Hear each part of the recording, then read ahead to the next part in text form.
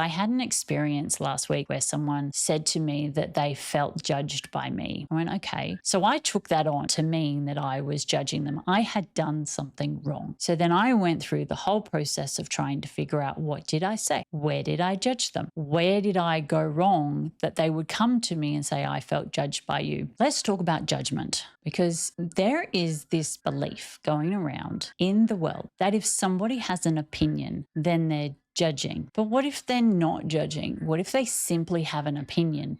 And what if the person that thinks they are judging is actually dysregulated? Let's talk about this, because I had an experience last week where someone said to me that they felt judged by me. I went, okay. So I took that on to mean that I was judging them. I had done something wrong. So then I went through the whole process of trying to figure out, what did I say? Where did I judge them? Where did I go wrong that they would come to me and say, I felt judged by you? And then we had another conversation about it. And it was really interesting, because I found myself taking the blame and taking the full head of the responsibility of the conversation, and then having this person fixing me, fixing the things that I needed to fix, actually telling me, it was my job to come here and tell you that you're judgmental, and now my job is done. I'm good. And I took a really big step back and I heard that and I thought, hang on a minute. I'm not 100% sure that I was judgmental, but because I am so used to taking the blame for things, there is a deep part of me that just accepted that I must be, and it must be all me. So having a look at that and unpacking it over the last week and really digging deep and going, okay, where was I judgmental? I looked and I went, hang on a minute. I gave an opinion. Does that mean that giving an opinion means that I'm judgmental? And it was really interesting, because then I started to do a bit of research and I started to look into this, and then I started to come to understand that somebody who is dysregulated, or somebody who has a shadow side that is extremely judgmental towards themselves, and they have not yet actually found peace with that or worked through the triggers, and then they will turn that around or done whatever they do with their shadow, blame the other person. If they have not actually done the work on their shadow and somebody gives them an opinion, they are going to assume that pattern is going to jump up and say, hang on a minute, she's telling me I'm wrong about something. She's judging me.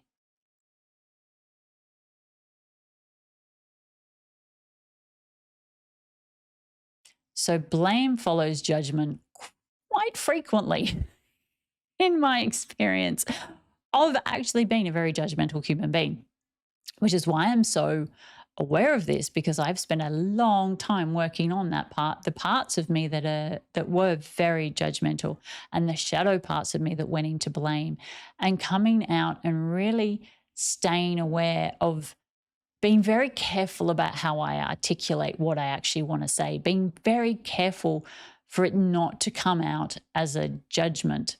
So, for instance, this lady smokes, and she came to my property and shared that she smokes, and we were talking about it. And I said, look, I don't want smoking here. I don't want smoking around my kid. And she took that as a judgment. And then I had a look and took a very big step back and went, so if we are in a world where we share an opinion, and that opinion automatically means we are judging somebody, that means we can never share an opinion? That doesn't sound right.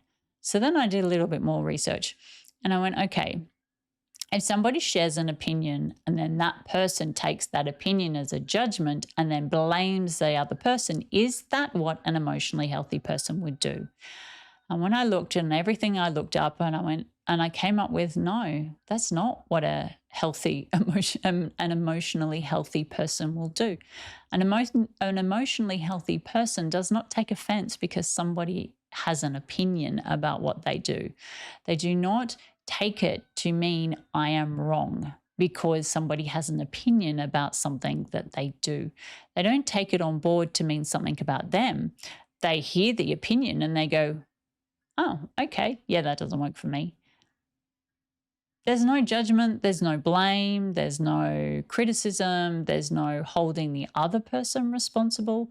There's no making sure that the other person knows that what they said was inappropriate or wrong or any of those things if they share an opinion about something that they're doing. That's a healthy person.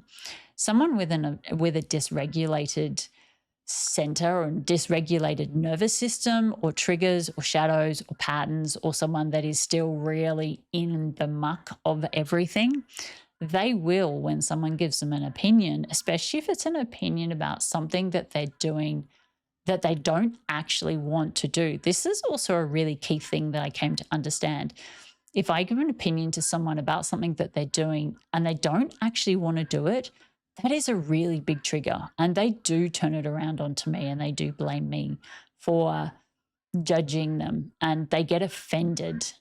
So it's really interesting because there is such a fine line between when do you take responsibility for what you say and when do you accept the blame? When do you really take that on and go, yeah, okay, maybe I did say something wrong.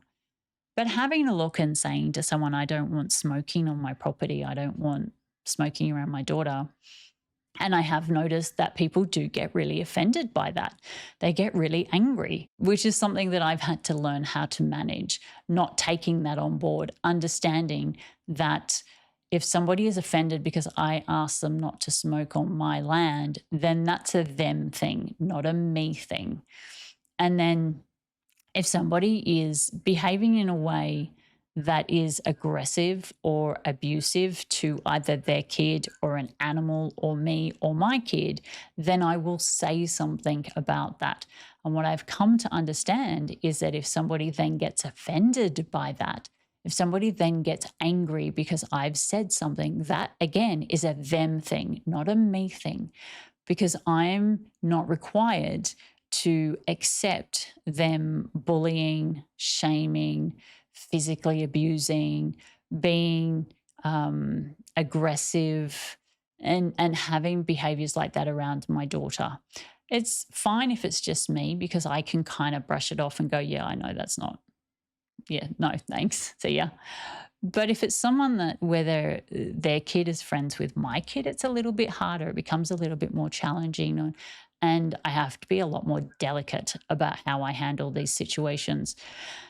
And this most recent one, I took the brunt of the blame and the brunt of the responsibility and realized that afterwards, after I had this conversation, realized that I came in and I looked and I was sort of stomping around the house, talking to myself out loud, saying, hang on a minute.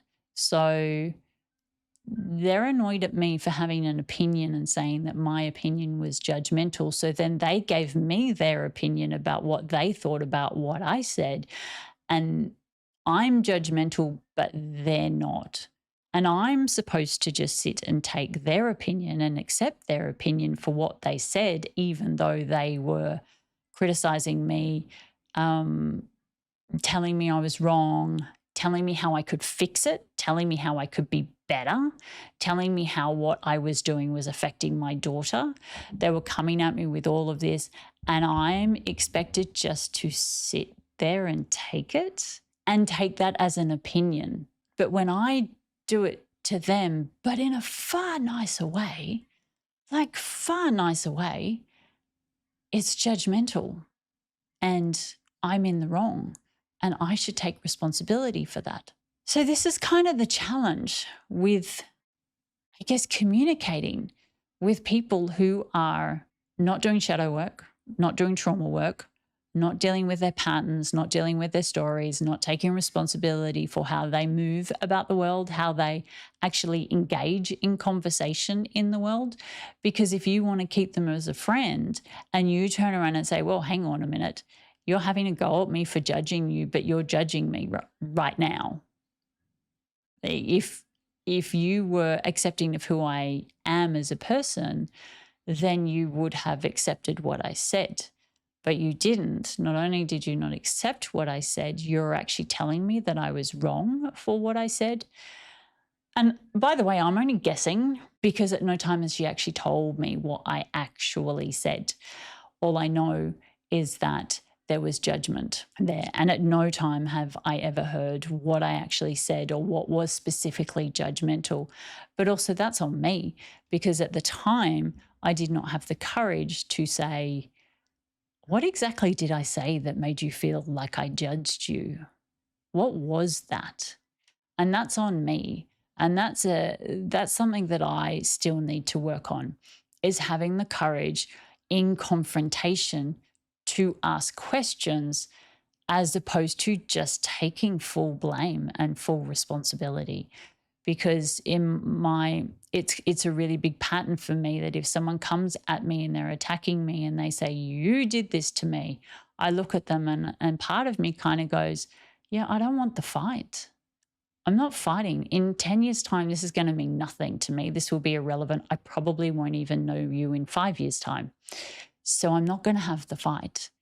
And there's that side. But then sometimes I think there's also this other side that actually takes that responsibility, that takes that blame. And the voice of reason that comes in and goes, it doesn't matter. You're not even going to know them in 5 years' time. So just let it go and walk away. I feel like sometimes that shadows over the top of that part of me that wants to hide away from conflict, that wants to actually hide from having a conversation with someone that makes me really uncomfortable. However, having said that, people are so, they're offended so easily, and they end friendships so quickly, and people are so reactive that it's actually really hard for me to sustain friendships and keep people in my life, because people are so reactive. And there are just some things I do not want in my personal space. I do not want abuse. I do not want physical abuse. I do not want emotional abuse. I do not want smoking. I do not want drinking. I do not want vaping. I do not want drug taking.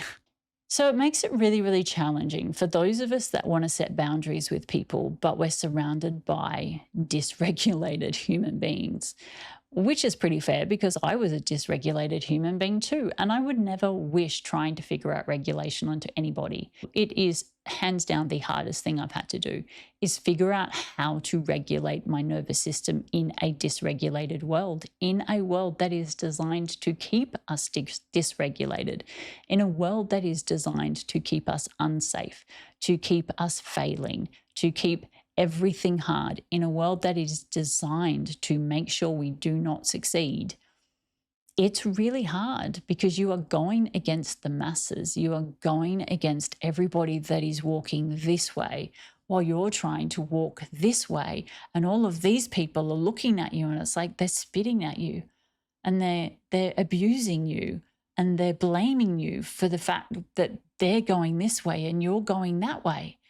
And you look at it and you either fight back and go, oh, but then what's the point, right?